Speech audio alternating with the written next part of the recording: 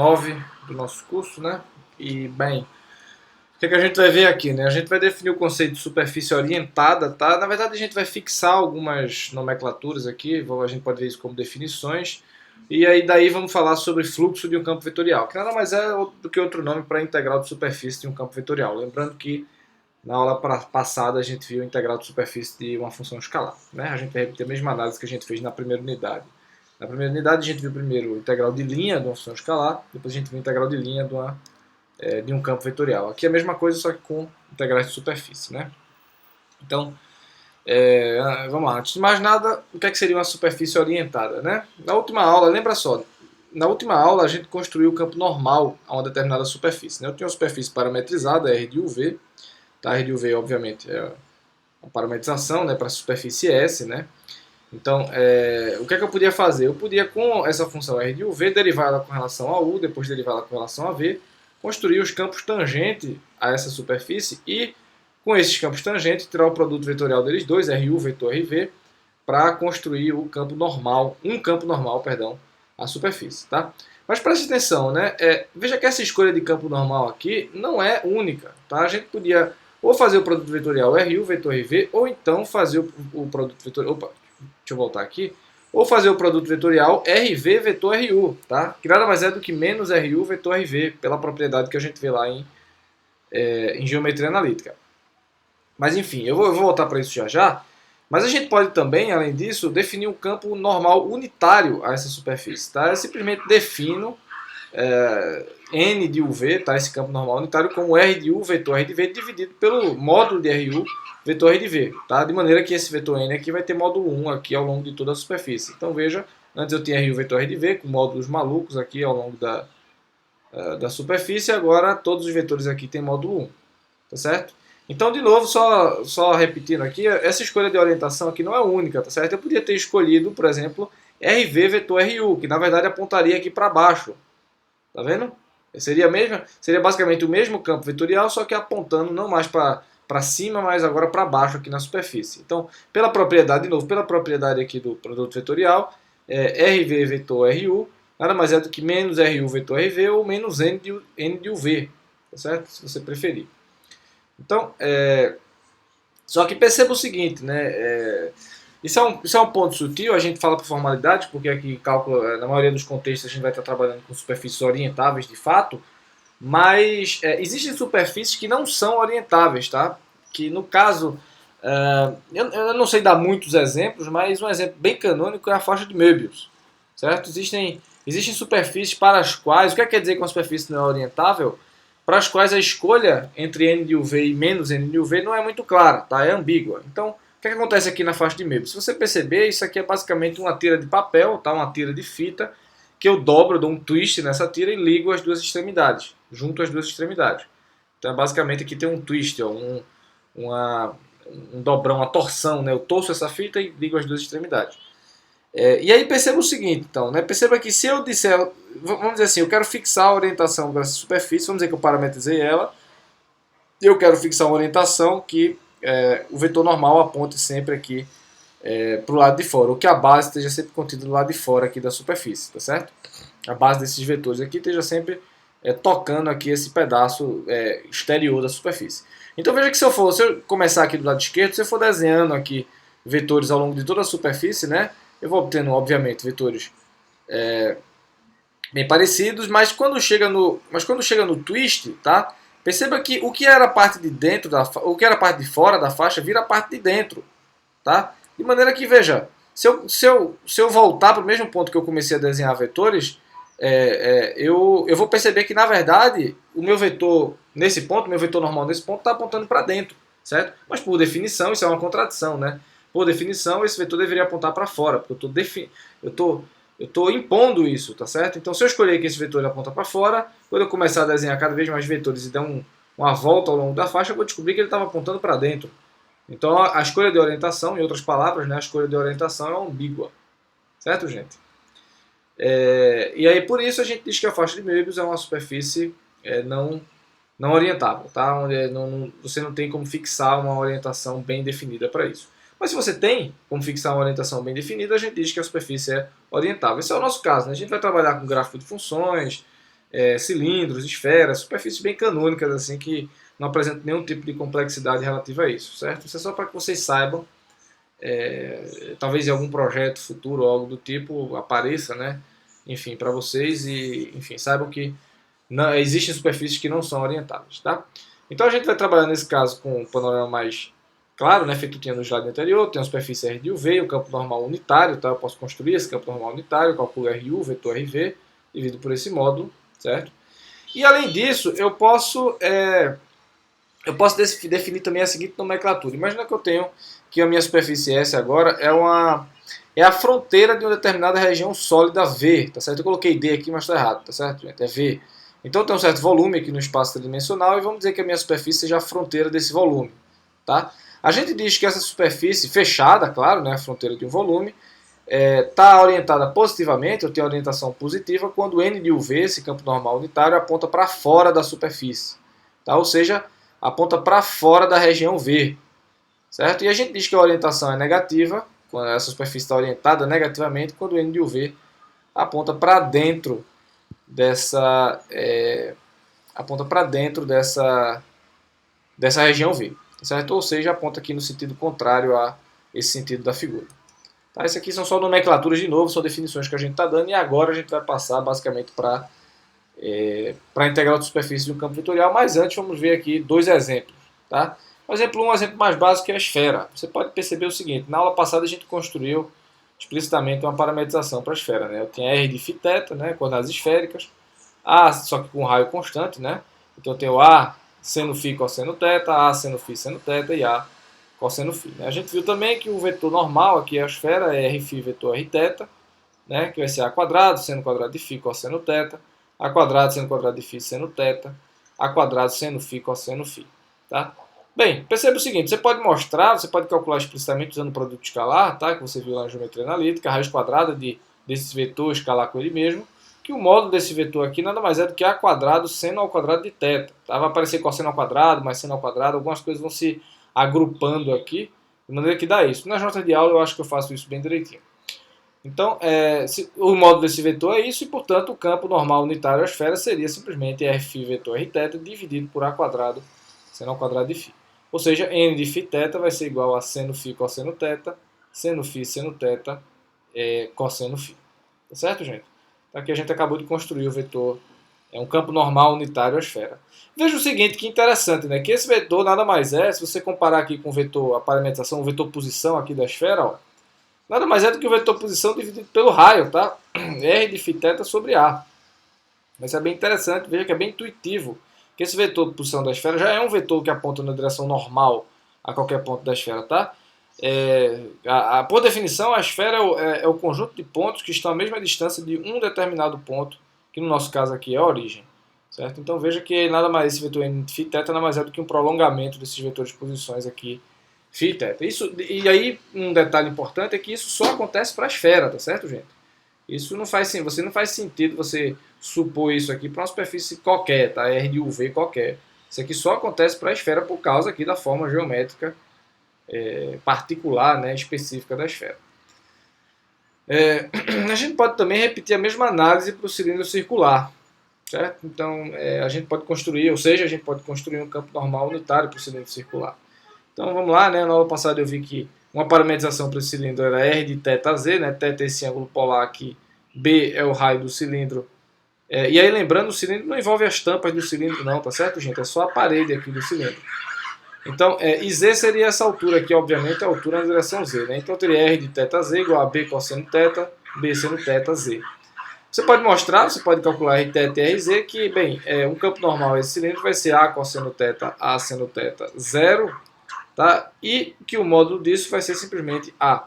Eita, perdão, gente, eu chamei aqui de A, mas o módulo do cilindro eu coloquei B, tá? Então atentem para isso. A aqui nada mais é do que o módulo do cilindro. Eu devia ter colocado A na figura ou B aqui nas minhas equações. Então eu tenho aqui módulo de Rθ vetor R de Z vai ser igual a A, e que, portanto, um campo normal cilindro unitário, né, N de θz, vai ser simplesmente cosseno θ, seno θ, 0. Tá? Veja que isso é um vetor que não tem componente Z em todos os pontos do cilindro, e que, portanto, veja que a projeção no plano XY é um vetor posição de um círculo, pelo que a gente viu na primeira unidade. Então veja que nada mais são do que vetores que apontam aqui nessa direção radial aqui em comparação com o plano XY. Certo? Então, não confunda com o que aconteceu anteriormente para a esfera.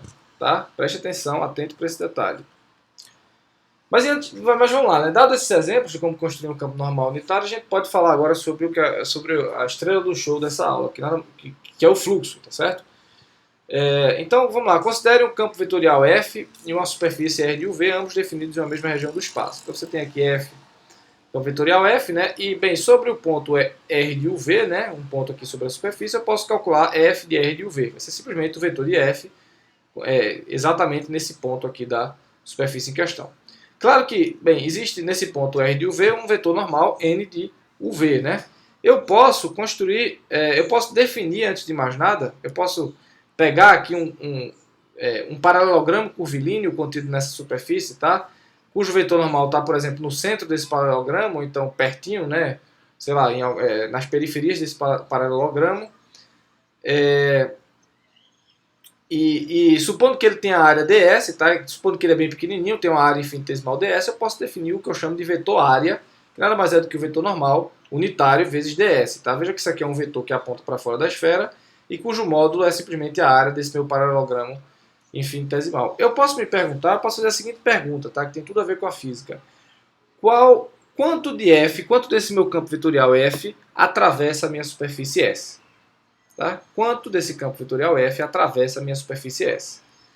Então, a gente define o fluxo de F através de S como o produto escalar, tá? Como essa integral aqui antes de mais nada, que nada mais é do que o produto escalar de F de R de UV, tá? Escalar esse vetor área, tá? que nada mais é do que R de U vetor RV sobre RU vetor RV, né? DU dV, esse ds aqui, no caso é módulo de R UV vetor RV, tá? DU dV, isso aqui é o ds. E aí eu percebo que esses dois módulos aqui se cancelam, de maneira que a definição do fluxo aqui em cima é uma definição compacta, tá? Feita a gente estava usando lá para integrais de linha. Mas aqui, para calcular o fluxo em todos os exercícios, a gente vai usar isso aqui, ó, F de R de UV, escalar RU vetor R de V, DU dV, tá? Integrando sobre uma determinada região D no plano, obviamente no plano UV. E veja que isso aqui é uma integral de superfície, no fundo, de uma função escalar, tá? Então, tome cuidado, certo? Integrando aqui é uma função escalar. Tome cuidado, a gente vai fazer alguns exercícios, talvez fique mais claro aqui como usar essas formas. Mas essa é a forma que você vai usar em vários exercícios. Então, voltando à pergunta, a gente pode se perguntar, né, quanto do campo F atravessa a superfície S. Esse campo F poderia ser, por exemplo, um líquido, o campo de velocidade de um determinado líquido que escoa através da superfície. Você quer, por isso que o nome dado é de fato fluxo, tá? Então, bom, outro nome, claro, obviamente, para o fluxo é a integral de superfície do campo F sobre S, tá? Então é isso. Eu acabei de comentar aqui que sugestivamente o fluxo de F atravessa blá blá blá. Então é basicamente isso. Vamos ver aqui um exemplo, certo? Então eu tenho f de xyz, esse campo, né, 10x² mais y² menos 2xy, e eu tenho essa superfície aqui, R de UV, igual a UV, 1 menos u² menos v², tá? Onde u e v são duas variáveis que vão de 0 a 1. Estão compreendidos aqui nesse quadrado, tá? No plano UV de lado 1. O que é que eu faço para avaliar o fluxo? É bem sistemático. Vou usar aquela forma da maneira mais sistemática possível. Eu vou calcular f de R de UV primeiro. Então eu pego tudo que tem x aqui, né? E troco por u em f. Tudo que tem y eu troco por v.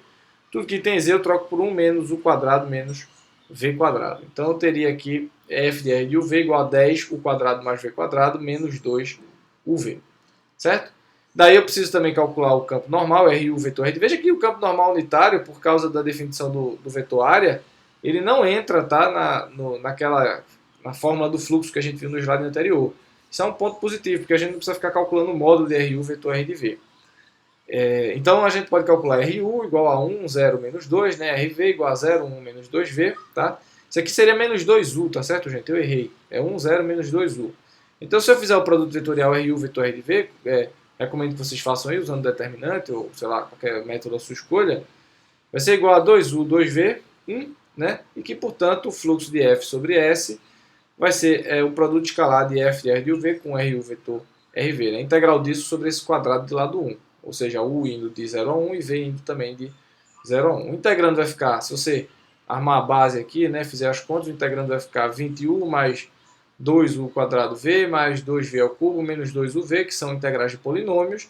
E aí você pode verificar ou dar uma olhada nas notas que a resposta é 31 sobre 3, certo? Mas a mensagem aqui é como usar essa, veja que é bem sistemático. Eu calculo F de R de UV, calculo RU, calculo RV, calculo R de U vetor RV, né? Tiro o produto vetorial aqui, depois tiro o produto escalar e calculo o fluxo explicitamente.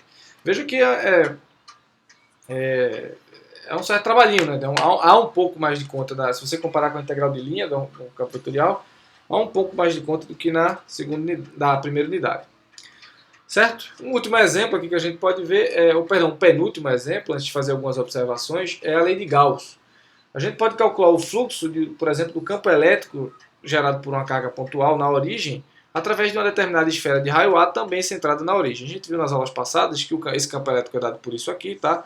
Q sobre 4π ε0, isso aqui é uma constante, x na direção U, y na direção V, z na direção K, e x quadrado mais y quadrado mais E ao quadrado, 3 sobre 2 aqui no denominador. Daí eu tenho uma esfera de raio A, né, feita com parâmetros no primeiro exemplo dessa aula, e φ e θ estão compreendidos nesse retângulo aqui, né, φ entre 0 e π, e θ entre 0 e 2π. Então eu posso calcular E de R de φ θ, tá? Eu posso perceber que isso aqui nada mais é do que essa constante Q sobre 4π ε0, R de φ θ sobre A elevado a 3 sobre 2. Então veja que interessante, esse campo elétrico vai ser simplesmente proporcional ao vetor posição da esfera. Tá? E por conseguinte, o vetor eu posso calcular também, né? Ou melhor, a gente viu no primeiro exemplo dessa aula, o vetor normal, a esfera n de φ θ, vai ser simplesmente R de φ θ, né, sobre A, e aí eu posso calcular o fluxo de E através da esfera. Né? Eu tiro o produto escalar desses dois vetores, eu vou ter simplesmente o módulo quadrado de R de φ θ, tá? Então eu vou ter A quadrado, esse módulo quadrado você pode verificar usando essa expressão aqui para R de φ θ vai ser A ao quadrado, tá? Usando a expressão aqui para e aí eu vou usando a expressão aqui para o módulo, tá? Eu preciso multiplicar isso tudo pelo módulo RU vetor R de V, certo? Por causa do elemento de área. Veja que eu estou usando aqui esse n, né, no integrando. Então eu preciso calcular, multiplicar tudo por módulo de RU vetor R de V, então eu vou ter A quadrado, né, seno de φ dφ dθ, tá? Aqui multiplicando a integral. Desculpa, gente, esse A quarta aqui vem de A 3 sobre 2, né, vezes A ao quadrado, enfim, dessa multiplicação aqui. Você pode verificar que isso de fato vai dar isso, tá? Então, você pode ver que A quarta se cancela, aqui eu tenho A quadrado vezes A ao quadrado, cancelar A quarta aqui, isso vai dar 4π. Essa integral aqui, tá, vai ser simplesmente 4π. Você também pode verificar, ou seja, cancelando 4π que tem aqui nessa constante, Q sobre 4π ε0, eu vou ter que o fluxo de E através de S vai ser simplesmente Q sobre ε0. Então, isso é bem interessante. Veja que esse resultado independe do raio da esfera que eu escolhi. Tá? Eu posso escolher qualquer valor para A, pode ser bem pequeno ou pode ser bem grande, e o fluxo vai ser sempre o mesmo. E vai ser sempre constante, ok? Sobre E0.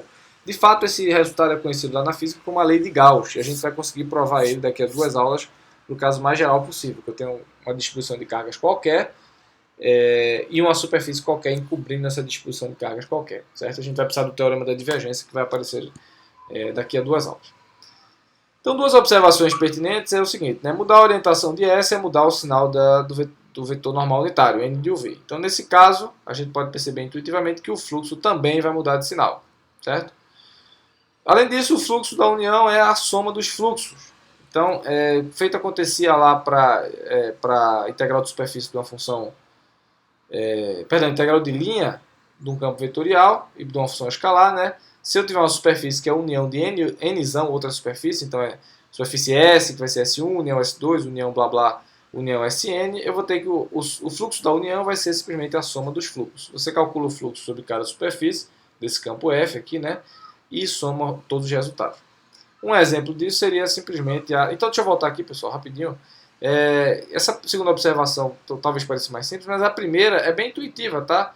Porque se você mudar N de sinal, se você mudar a orientação de S, tá? Se S estava orientada, por exemplo, S é fechada e está orientada positivamente, se você disser que ela está orientada negativamente, esse vetor N muda de sinal e, portanto, o fluxo, volta lá na definição do fluxo, você vai ver que ele vai mudar de sinal.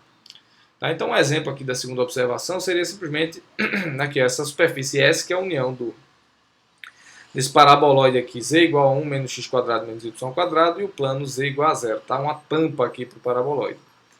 Então por exemplo, eu posso parametrizar o paraboloide como R1, né? R1 de UV igual a UV 1 menos U quadrado menos V quadrado. Eu vi isso na aula passada, como parametrizar o gráfico de uma função. E posso parametrizar aqui o plano z igual a zero da mesma forma. Tá? Vai ser simplesmente R2 de UV, UV, zero. Então,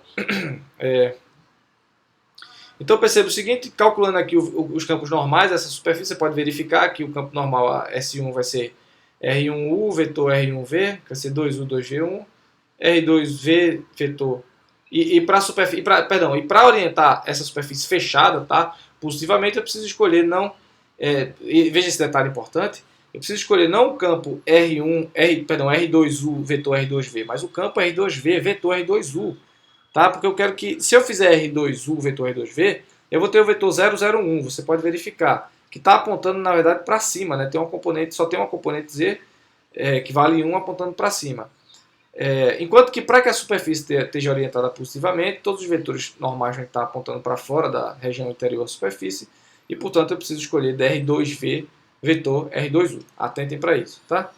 Então você pode calcular, né, se esse campo aqui, por exemplo, F, que eu quero avaliar o fluxo através da superfície, for, por exemplo, Y, X, Z, coloquei isso aqui para ficar mais simples, posso calcular F de R de 1 de UV, vou ter V, U, 1 menos U quadrado menos V quadrado, e F de R2 de UV, que vai ser simplesmente VU, zero.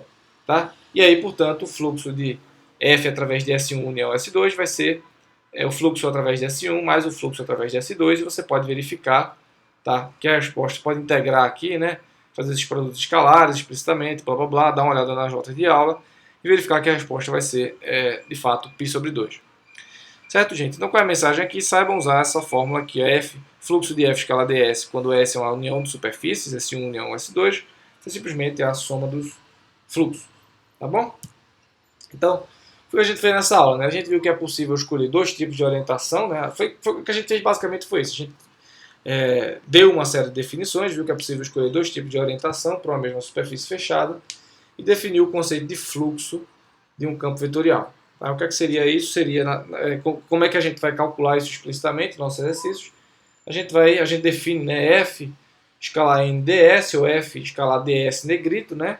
A integral de superfície de F escalar ds negrito igual a integral ao longo da região, ao longo do plano UV, né, da região D no plano UV, de F R de UV escalar RU vetor R de V du dV. Então recomendo que, de novo, vocês façam os exercícios da aula e tragam suas dúvidas. Certo, gente? Um abraço para todos vocês e bons estudos.